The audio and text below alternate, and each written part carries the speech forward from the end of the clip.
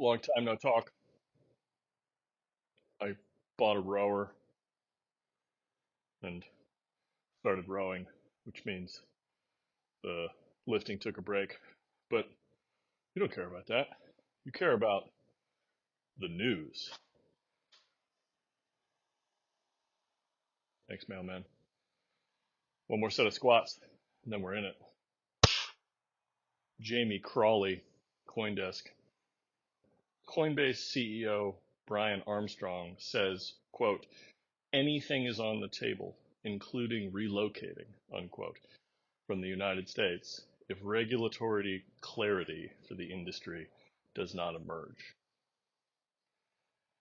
It's a strategy you don't see often in large technology companies, is to vocally put the ball in the court of regulators to say, you ought to take action.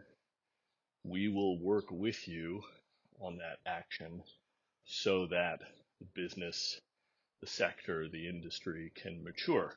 What you see more often is, I run my business, I don't like what the regulator or the government does, so I'm going to take my ball and go somewhere else. So kudos to Armstrong and Coinbase for at least appearing to take a more mature path. But aside from that, I don't think there's much here.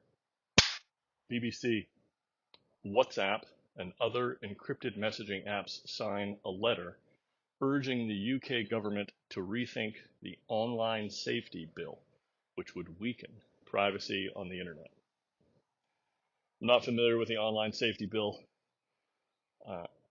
My presumption from this headline is that it has something to do, well, that there's something in the bill which would make encrypted communication less protected under the law as a tool to be employed by people.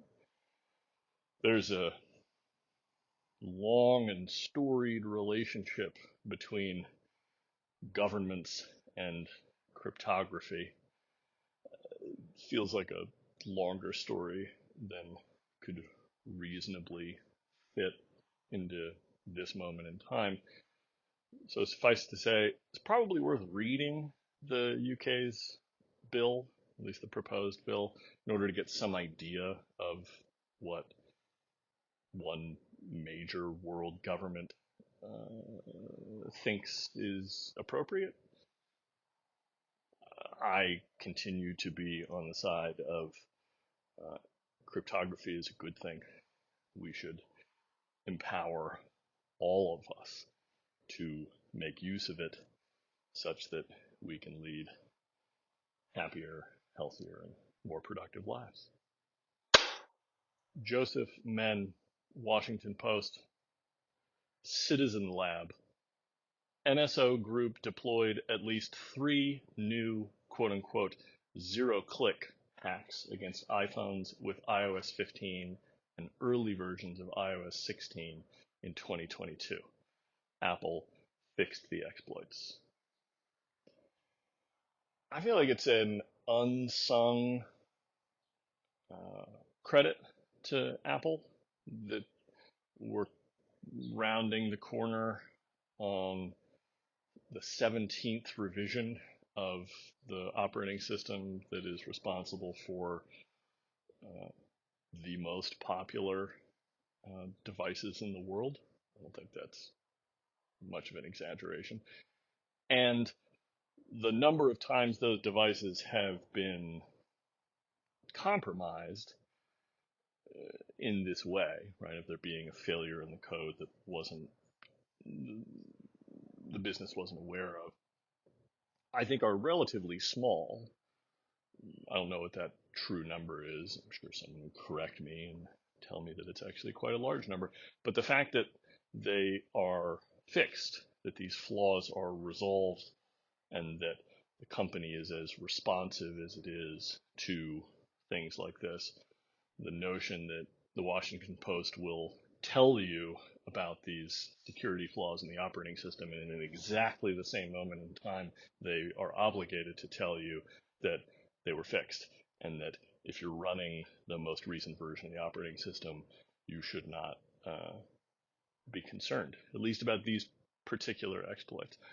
I think it's a great thing, and again, snaps to a theme of mine, which is the people who deserve tremendous credit, and I don't think get enough, are the software engineers in any large organization who are dedicated to ensuring that the technology that they put out into the world is as unlikely as possible to have failures which would expose the user to a lack of security. So keep up the good work, y'all. Bailey Hill, Fox News. In an interview with Tucker Carlson, Elon Musk says he's working on, quote, Truth GPT, or a maximum truth-seeking AI that tries to understand the nature of the universe. This week in Elon, I'm not sure there's a lot to say here. Elon's a big fan of illustrating the goal that is so far beyond the horizon line that it sounds preposterous. The problem with that is over time, he occasionally delivers. We could roll the clock back and find the interviews or the public statements that Elon made about building rockets that can deliver payloads into low Earth orbit and then fly themselves back home and land themselves and are therefore reusable. I don't know about y'all, but that's nearly just a part of the water we all swim in today. Like, I'm not aware of many people who look at the average SpaceX launch and think, oh yeah, there's a chance that's going to fail. Or more likely, the sort of response that he's almost certainly getting after this interview with Tucker Carlson, which is, there's absolutely no way that's possible. We said that about the rockets. The rockets work. And it's not an apples to apples comparison. I am not suggesting that. But we've gone from one rocket that can deliver some small payload being able to land itself to yesterday, a launch test, which was ultimately scrubbed. I think the next attempt is scheduled for day after tomorrow, of a rocket and a delivery vehicle that are theoretically capable of getting human beings to the moon and to Mars, and that still have reusable qualities that traditional space vehicles have not had. So, yes, does a truth-seeking AI, which attempts to discover and understand the nature of the universe, sound utterly preposterous? Sure, totally. Let's revisit this in a year, in 2 years, in 4 years, in 16 years, and see where we're at. Jordan Pearson, Vice.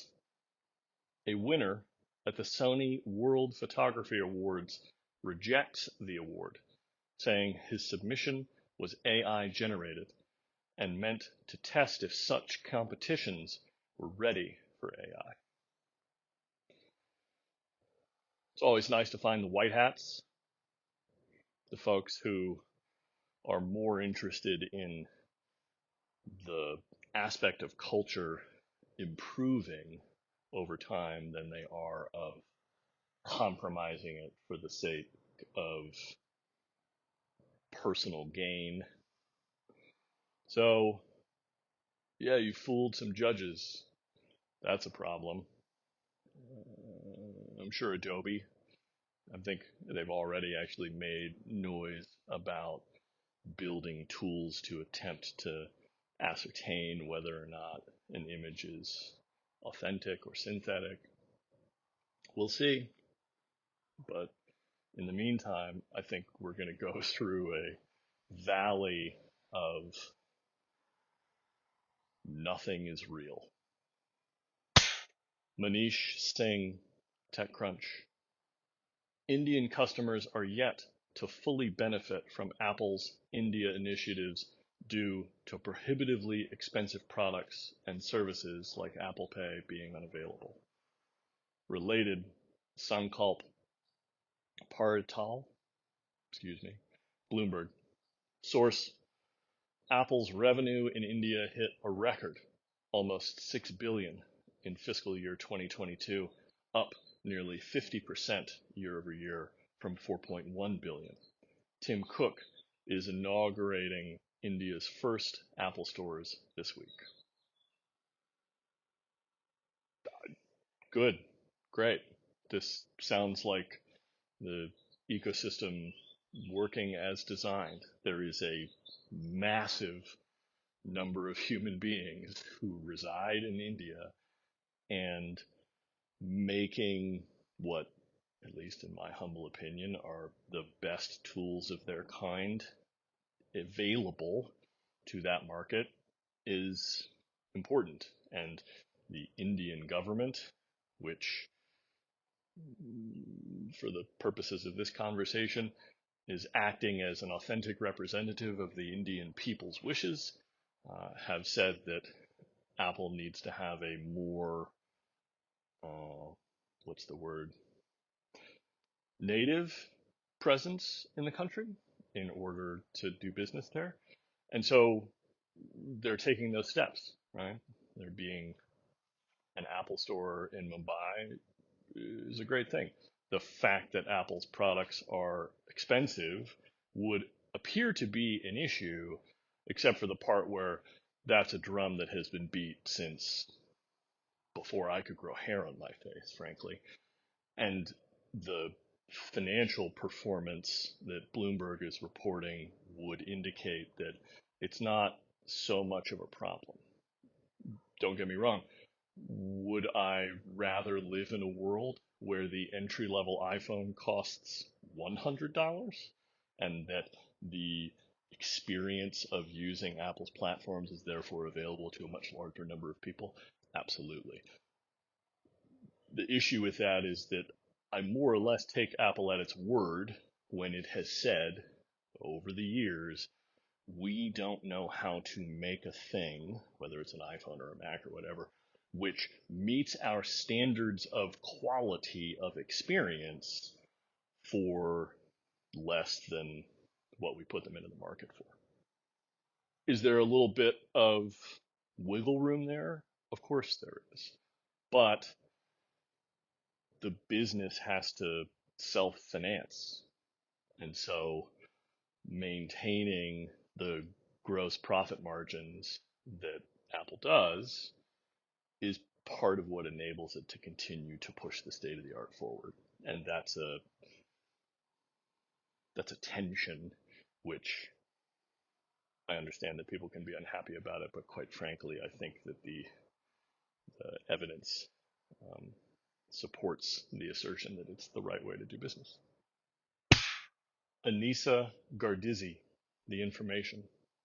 Sources, Microsoft is developing an AI chip, internally codenamed Athena, since as early as 2019. Some Microsoft and OpenAI staff are already testing the chip.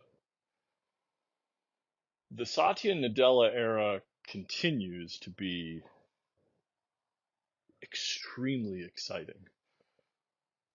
A critique of Microsoft for much of the time that I've been alive has been sort of abdicating the hardware component of the user experience, and that is a significant part of the reason why the user experience suffered for such a long time, right?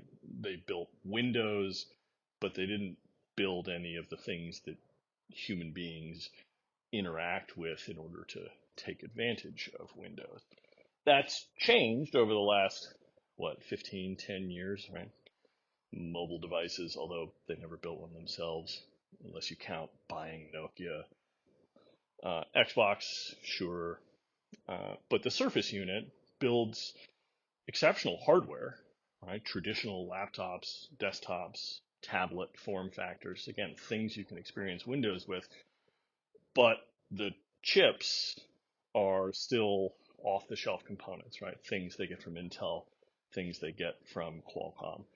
So the idea that they have recognized the opportunity that AI, still bristle a little bit at the thought of calling it that, but whatever, is strategically important enough that they should attempt to design bespoke silicon is fantastic. Keep it up. Rock and roll, kids. William Gallagher, Apple Insider. Apple launches its Apple Card savings account, announced in October 2022, letting users deposit daily cash rewards into a 4.15% high yield account with no fees. If you asked me when I was 15 what the odds of Apple becoming a bank were, I'm not sure I could have foreseen that coming true. However, they have such a volume of capital flowing through the business that why not offer this as an experience to their customers? I can't speak intelligently to the advantages here. The headline seems to imply that only your daily cash rewards, which is to say only the sort of runoff of the usage of one's Apple Card, falls into this high yield account. So I hope that what that means is that it's not possible to simply take your entire liquid asset portfolio and force it into this thing just to get the interest bump. But I don't know that there's a whole lot more else to say about it, aside from it's strange. Chris Welch, The Verge.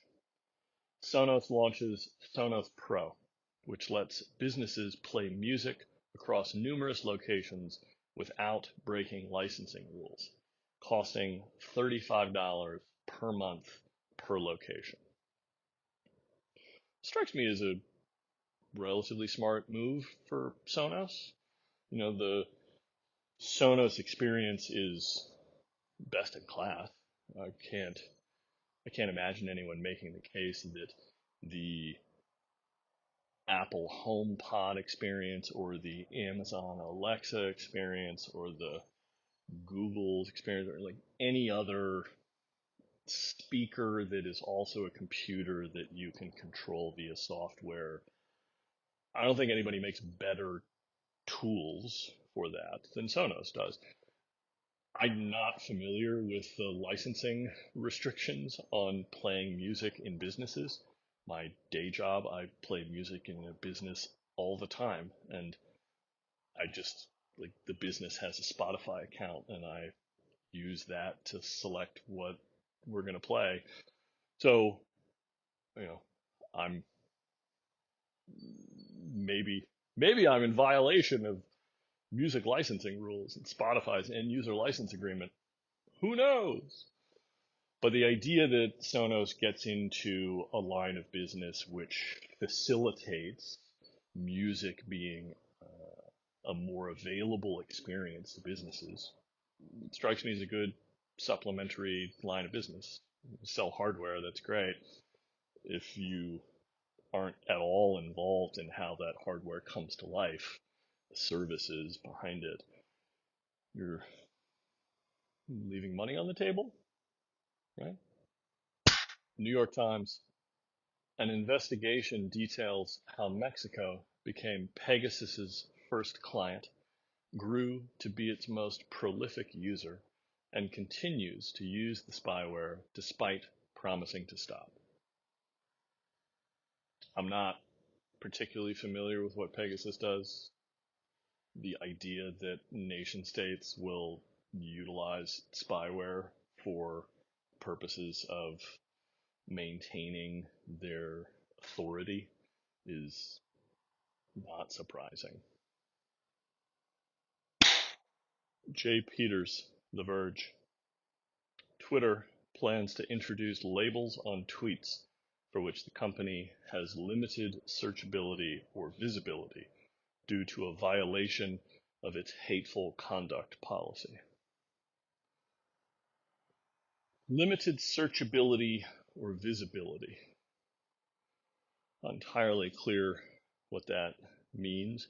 What I take it to mean is it is difficult today to search for tweets that contain a certain label. For example, the most the hottest topic in Twitter labeling is the labeling of media organizations which take some level of funding from state governments. NPR, CBC, Canadian Broadcasting Company, I believe, BBC, I'm sure there may be others. But this core, sort of simplest form of the idea, which is labeling a post and then utilizing those labels to get more utility, more value, more usability out of the service, it's a good idea. I got access to the Blue Sky beta last week, something like that. It's rad. It's a lot of fun. And part of the moderation strategy that that team is currently in the process of building, because it's a very early days over there, relies on labels. The ability to label something as, pick an old reliable. This post contains nudity. Okay? If you label the post, or as what do you get to do with that, right? You label something as nudity, you then get to have the user be equipped to say, I don't want to see anything that contains nudity, or I want to be notified that something contains nudity so that I can make a choice as an individual as to whether or not I want to consume that information, see that content. That's a good idea. And I would hope that Twitter is headed toward a similar end result, right? That labeling content can be a way to, in the broadest sense, empower the user and improve the user's experience. We'll see. Kanisha Singh, Reuters. Illinois, Michigan, and 7 other U.S. states join the Department of Justice lawsuit against Google, jointly filed with 8 states in January of 2023 for alleged ad tech monopoly. We'll see whether this is the thing that ultimately forces Alphabet, forces Google to evolve the way it does business. I don't know. But the fact that we've now got 15 out of 50 states who have, you know, put their bean in the cup for this business should be evaluated uh, in order to determine whether or not it's anti-competitive and therefore bad for the market and bad for Americans, people who live in America. We'll see. Bloomberg, Chinese government data. Semiconductor output fell nearly 15% year over year in Q1 2023. Smartphone production fell 13.8% as local brands like Oppo and Xiaomi struggled. The notion that semiconductor output fell, yeah, I'm not surprised. Again, it's a thing that I feel like I've been saying since at least the beginning of the year. Uh, the devices that are currently in the market, they're really capable. They're capable of, I think this report would indicate, everything the average human being needs a laptop or a telephone or anything else that has a semiconductor in it to do. Are there areas for improvement in both of those categories in addition to plenty of other categories? Are there places where better semiconductors could improve the experience of using one machine or another? Absolutely. But the fact that you can lay down, roughly speaking, $1,000 in the US market and walk away with a device which is capable of high definition video recording in the case of things with cameras, playback in the case of things without, to say nothing of uh, any locally installed or delivered through a browser or other app wrapper application for knowledge work and collaboration. Like, the use cases have not evolved at the same pace that semiconductor growth has evolved.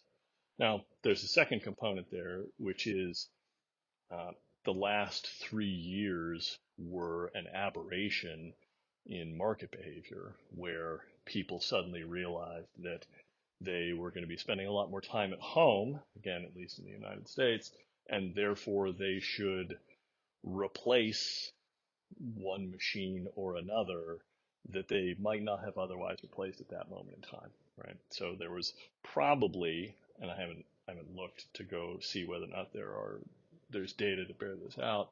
There was a bump in purchasing, and that now there are far fewer people who are in the market because they made purchases.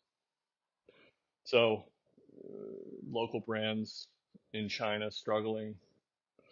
I personally think that on a not too long timeline, we wind up with an incredibly small number of device manufacturers because those who have the success in the moment in the market right now can compound their success. And at some point, if you have the ability to buy, say, a smartphone made by Apple or a smartphone made by Samsung, are you going to consider other options? Why would you consider other options? I don't know. Dhruv Malhotra, Wired.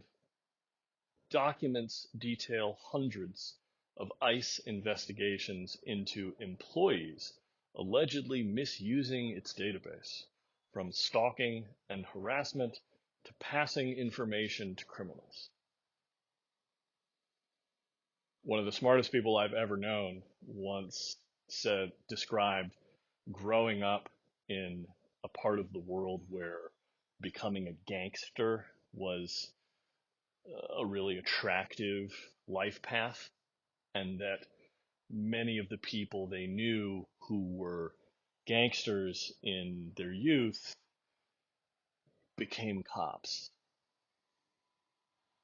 It's not to say that every cop is a gangster, It is to say, many gangsters see becoming a cop as an intelligent career move. So it's not surprising to me that an, a law enforcement organization in the United States, which has centralized information, has people working within it who are abusing that centralized information. Not surprising at all. I'm tempted to wave the crypto flag here and say that we may be able to see on the horizon a better future where access to the sort of information that it sounds like is being abused within ICE uh, may be controlled better. I don't know. I'm not going to attempt to make that argument because this is a especially complicated set of circumstances. So I'll simply say uh, law enforcement shenanigans or crisis of authority.